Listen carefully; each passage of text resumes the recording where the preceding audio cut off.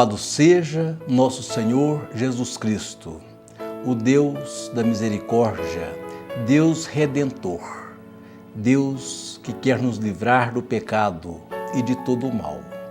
Minha saudação a todos vocês que nos acompanham neste nosso programa. Meus irmãos e minhas irmãs, continuamos vivendo este tempo litúrgico tão importante da Igreja, a Quaresma.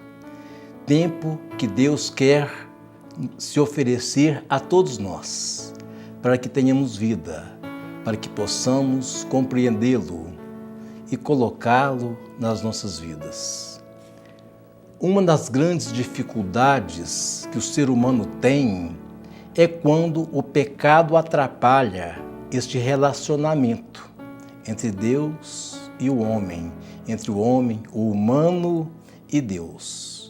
Mas Cristo, Redentor, vem nos oferecer, por misericórdia, o perdão dos nossos pecados. É isso que nós queremos ver hoje, inclusive pensando em termos bíblicos. A fundamentação da penitência, do perdão do pecado.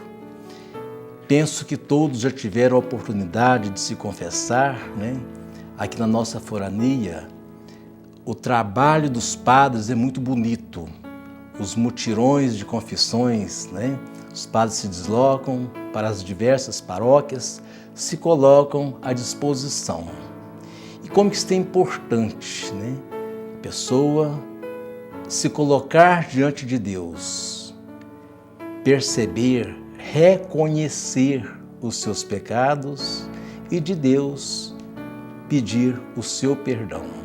Por isso nós queremos hoje pensar nessa misericórdia de Deus. Parece que hoje existe uma tendência atual de naturalizar-se o pecado. Parece que nem existe mais pecado, Tudo é normal ou quase normal, Mas existe sim o pecado. Repetimos, o pecado nos distancia de Deus, atrapalha a nossa convivência com Deus e com os irmãos.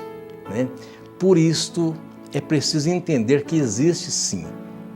Mas se existe o pecado, repetimos também, existe a misericórdia do nosso Deus. Muitos pecados, às vezes, não são considerados. Por exemplo, o pecado coletivo, o pecado cometido por várias pessoas ou por vários sistemas, por exemplo, o sistema político. A campanha da fraternidade deste ano nos falou sobre isto, sobre políticas públicas, ou seja, quando as pessoas, principalmente as mais carentes, têm mais dificuldades, não encontram nas políticas públicas o caminho para que tenham vida, para que sejam atendidas, para que sejam socorridas, no caso da doença, por exemplo, é um pecado sim. Agora, é preciso pensar como pedir a Deus perdão do pecado, deste pecado. Não é só com palavras, é com atitudes, É com mobilização, é com reivindicação. A mãe de família sabe que o seu filho precisa de um atendimento, Precisa de uma escola boa, de qualidade, que possa formá-lo para a vida, o adolescente, o jovem. Por isso, a igreja também é mãe. E enquanto mãe, ela deseja isto para os seus filhos. Mas vamos então continuar pensando também, nos pecados espirituais, comportamentais, que normalmente se comete, E eu quero pensar que quero lembrar que a igreja recebeu do próprio Cristo este poder de perdoar os pecados. Você sabe, lá na Bíblia, certo dia, Jesus confiou a Pedro, essa missão de apaziguar, de anunciar às pessoas as coisas de Deus, o perdão de Deus, pacificar as pessoas, né? E entre esses cuidados da igreja para com o seu povo está a missão de perdoar os seus pecados, né? A quem perdoar os seus pecados sejam perdoados, e a quem retiverdes que sejam retidos. Mas nós queremos apostar mais dessa primeira parte. Os pecados de quem vocês perdoarem serão perdoados. Por isso o sacerdote, em nome da igreja, que pertence, que é de Deus, faz este trabalho tão bonito, tão misericordioso. Então Deus continua perdoando pecados através do sacerdócio que serve à igreja, né? Aproveitemos essa graça de Deus, né? O pecado tem sua origem, né, no campo espiritual, mas também no campo temporal, nas coisas do mundo. É como falamos no tema da campanha da fraternidade deste ano. Confessar-se é um exercício da fé, mas é também um tempo de posicionamento. Não basta procurar o padre, o sacerdote, se confessar e automaticamente se colocar pronto. Não, é preciso do propósito.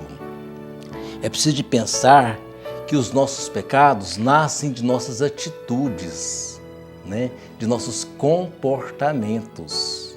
Então é preciso sim este propósito de se esforçar para não mais pecar. Se eu faço uma coisa que não é legal, que não está bem, que está prejudicando alguém, que está destruindo a vida de alguém, sacrificando a outro, é importante sim que eu peça a Deus perdão. Mas é preciso também que eu me esforce ao máximo para que tal fato não aconteça, que nunca mais aconteça. É claro que somos humanos e, enquanto humanos, somos sujeitos ao pecado, mas é preciso sim o propósito, o grande esforço, o extremo esforço para não mais cairmos naquele pecado, né? Queremos fazer também uma abordagem bíblica, cristológica do pecado. Existe uma passagem interessante que você poderá conferir na sua Bíblia, em Lucas 5, 18 a 26. Notaram? Lucas 5, de 18 a 26. Certo dia, alguns amigos pegaram um paralítico e levaram aquele paralítico para ser abençoado por Jesus. Foi difícil, havia uma grande aglomeração de pessoas, tiveram que descer aquele paralítico pelo telhado, uma grande dificuldade. Aí eu vejo primeiro que houve quem levou o paralítico lá, pessoas boas, né? Pessoas bem intencionadas, que quiseram fazer a sua parte, é o humano fazendo a sua parte. Levaram o paralítico, desceram no telhado, toda aquela peleja, né? E o fato é que o paralítico chegou então perto de Jesus. E Jesus fala a primeira palavra dita, a primeira frase dita por Jesus: homem, teus pecados são perdoados. Antes do pedido para curar da paralisia, Jesus já começa, então já faz uma introdução naquele momento celebrativo, né? E fala com o homem: homem, teus pecados são perdoados. Será que o pecado é que estava atrapalhando aquele homem? É que estava causando a doença daquele homem? Não, de jeito nenhum. Mas é que, para que a graça aconteça, para que a misericórdia de Deus aconteça, é bom que a pessoa esteja, sim, em estado de graça, né? Por isso Jesus elimina este primeiro obstáculo, que é o pecado. É claro que houve uma grande discussão, afinal estava lá fariseus, né? e escribas, pessoas que observam muito a lei escrita, né? São os legalistas de plantão, né? Mas Jesus então disse ao paralítico: levanta-te, pega a tua maca e vai embora. Resolve o problema, cura a doença, né? É a graça acompanhada da misericórdia. Deus cura a paralisia, a doença e levanta, reanima aquela pessoa. Evidentemente, marginalizado. Naquele tempo de Jesus era muito interessante. As pessoas doentes eram tidas como amaldiçoadas. Pessoas, né, que deviam a Deus uma interpretação muito errônea. Claro que hoje não podemos pensar nisto, né? A doença não é um castigo de Deus, nunca foi. Naquele dia, então, interpretaram assim. E Jesus liberta aquele homem, levanta, manda ele levantar, sair para a vida, viver a vida. Jesus quer assim, quer isso também para cada um de nós. Que sejamos livres de todos os pecados, de todas as amarras deste mundo. O pároco de minha paróquia, Padre João Batista Gomes, nos deu esses dias uma orientação pastoral muito interessante. Gostei muito, queria colocar para todos. O Padre João, que é exegeta, né, nos pediu que refletíssemos sobre 4 pontos, 4 dimensões ou 4 formas de pensar no pecado. O primeiro ponto seria eu e Deus. Como que eu estou com Deus? Tenho rezado? Tenho levantado, rezado? Tenho procurado fazer a vontade de Deus? Tenho procurado colocar em prática aquilo que um cristão deve fazer? Tenho perdoado? Enfim, como que está o meu relacionamento com Deus? Tenho tido Deus só para fazer milagres, só para buscar nele milagres? Ou tenho tido Deus como amigo, como companheiro, como refúgio para as minhas dificuldades? É claro que poderíamos abranger muito mais, mas vamos ficar só mesmo com este ponto mais principal, né? Mais resumido, mais sintético, né? Segundo ponto, eu e os outros. Acontece muita coisa que não precisava de acontecer, né? Aliás, o pecado acontece muito é entre eu e o outro. É quando eu dificulto a vida do outro. É quando eu dificulto, sacrifico, faço o outro sofrer, né?